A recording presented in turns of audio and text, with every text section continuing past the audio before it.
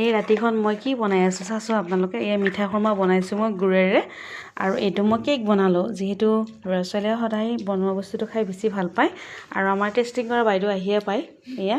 আৰু এইটো বোলে বৰ ধুনীয়া হৈছে, কৈছে যি কৰিছা ভালে কৰিছা, মানে সেইটো মোক দিলে। আৰু সঁচাকৈ কিয় জানো, মইতো ইমান কাম বনত ব্যস্ত থাকোঁ, তাৰ মাজতো মই কিবা এটা বনাই মেলি ইমান বেছি ভাল পাওঁ। এইটো মোৰ কি বুলি ক'ম এতিয়া, এইটো নেচাৰ নে কি হে। মই নিজে খোৱাত কওঁ মানে পেটিয়াটো খুৱাই বেছি ভাল পাওঁ। এতিয়া ভাত বনাব আহি ভাবিছোঁ ৰাতিপুৱাৰ কাৰণে নাস্তা কিবা এটা বনাওঁ, আৰু মানে এইবিলাকতো কিনা যোগাৰ চবেই আছে, কিন্তু এয়া এতিয়া বনাই মেলি খাই দিয়াচোন কেনেকৈ মাত ওলাব চাবচোন। ঠিক খুৰমাই আৰু এয়া এই দেখিছা নহয়, একদম হোটেলতকৈ বেছি ভালহে হয় ঘৰত, নহয়নে?